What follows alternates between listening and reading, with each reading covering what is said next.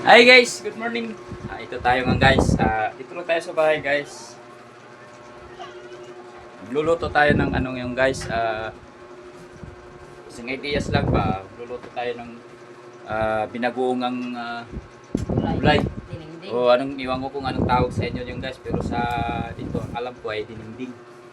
Napakasarap ng dinengding guys. Lalo na pag nahaluan mo ng pritong isda. So ito yung mga ano guys. Nga natin guys pag nagluluto ka mga dahon lang, akala mo dahon lang yan guys, pero napakasarap isda. Ayan, saluyot yan guys. Siyempre may sitaw, may talong at may bulaklak pa ng kalabasa. Napakasarap nito guys, napakatamis. Bulaklak, talbos. As in at may sirgilyas at ito anong tawag ito? Ano? Parda. Parda, palaya. Ewan ko sa Tagalog yung parda Diba? na yan. Tapos okra. Siyempre kulang pa yan guys, kailangan dapat talaga is ano yung may kamuti. Kamuti, yung bungang kamuti para masarap yung binundog. So ito yung mga ingredients natin guys, siyempre yung isda.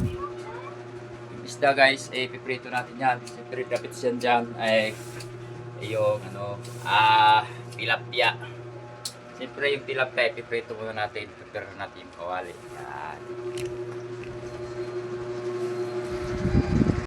Guys, nakakasawa na yung mga ano, bibili ka sa kante, mga ready to eat, tapos mahal pa, tapos nakakasawa na rin, at nakakaano na rin yung medyo laging may mantika. So kailangan talaga sa katawan natin yung mga vegetables guys na parang nag-herbal ka lang. Madahon lang yan pero kasi alam nyo naman, pag mga dahon-dahon, yan ang number one na pinagkukuhanan ng lakas o kaya herbal na nakakatulong sa ating kalusugan guys. So kailangan talaga natin ito ng mga ganitong pagkain. Pang bukid-bukid lang yan pero napaka-importante sa katawan ng tao isang mga bato pagkain na katulad dito ng mga dahon-dahon lang, mga bunga ng halaman yan, mga bulaklak.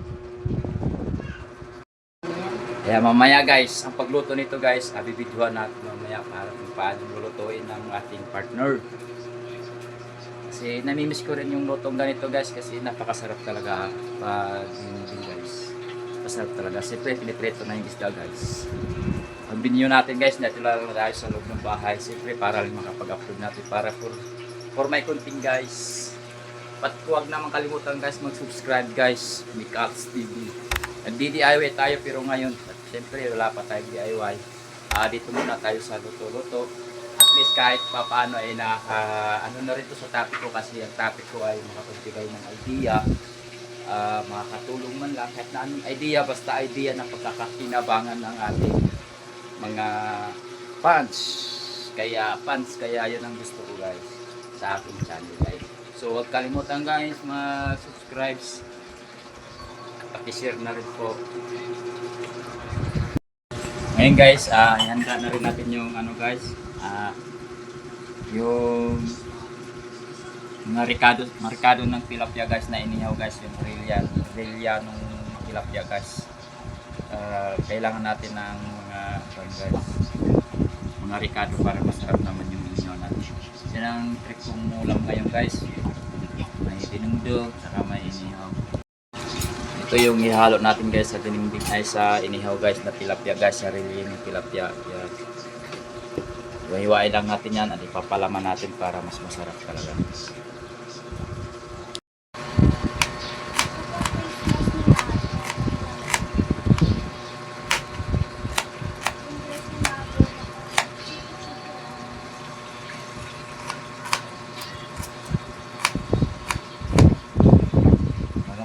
Inipit sa relya ng tilapia natin guys.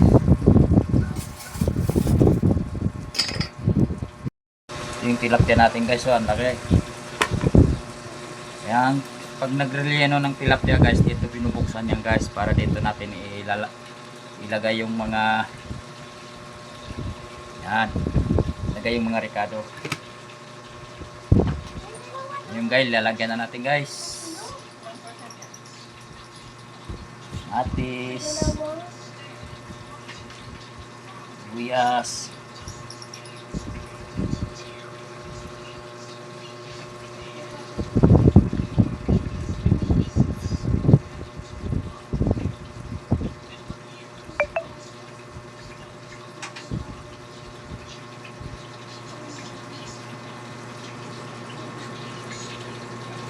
Baga may pagkaana rin yan pala.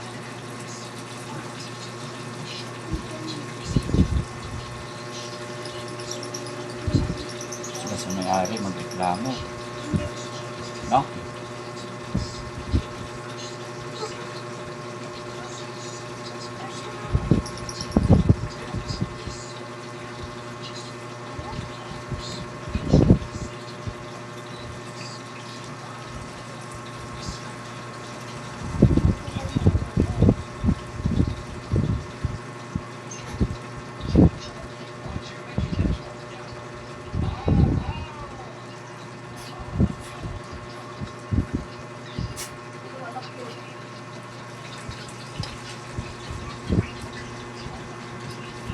$20.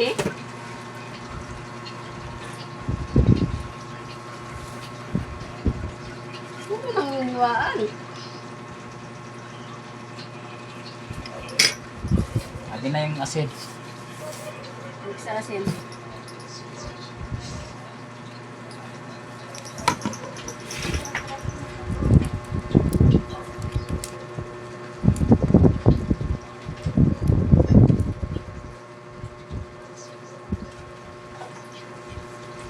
Kami tibitsin. Wala na. Tapon yung mga palaman natin. Sige, pa ganyan. Ganyan. Hindi pa ganyan. Yan. Straight mo. Yan. Kahit hindi maano yung ano, basta yung importante sa gitna.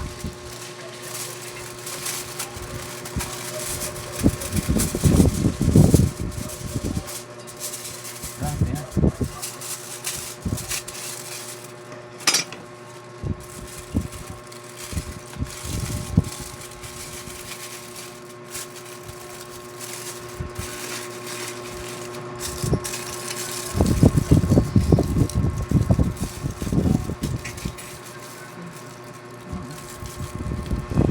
na yung gulyan natin guys.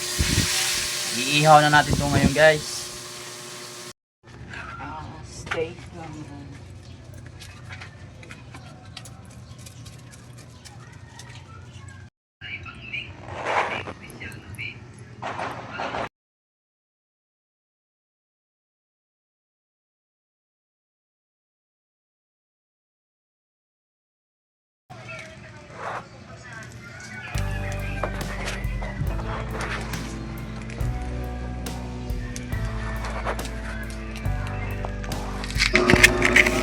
Dito guys sa pagluluto ng dinding guys ay magpakulo lang tayo ng tubig at siyempre timpalanan na natin ng bagoong guys. Yung bagoong ang pinaka ano niya guys, ang pinaka timpang timpla niya guys.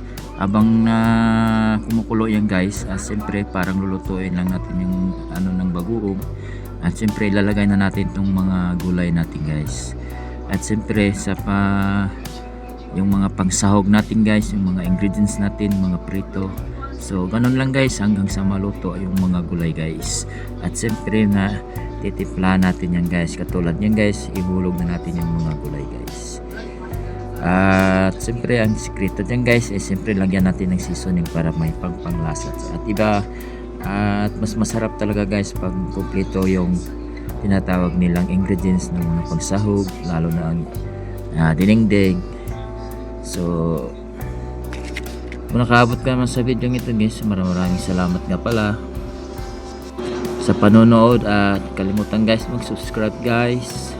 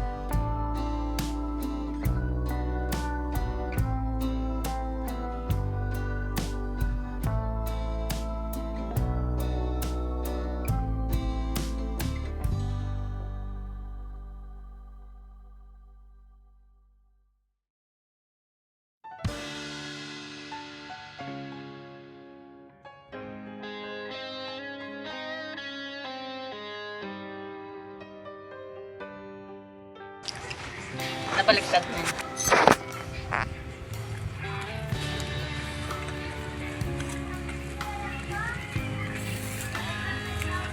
Pasok sa ito. Mamaya. Ngayong gabi. Gabi na lang siya. Oh. Dito guys, so naluto na. So ready na ang hapagkain na natin guys. Ready na yung meal natin. So ito yung sasawa natin guys. Paris ng dessert. Pinaka-dessert na rin guys. Pipino na may sili, sibuyas para sa inihaw. At ito na yung dinengdeng natin guys. Ito na yung inihaw natin guys. So na perfect guys. Na pang diet natin guys. So maraming salamat sa panonood guys. Thank you.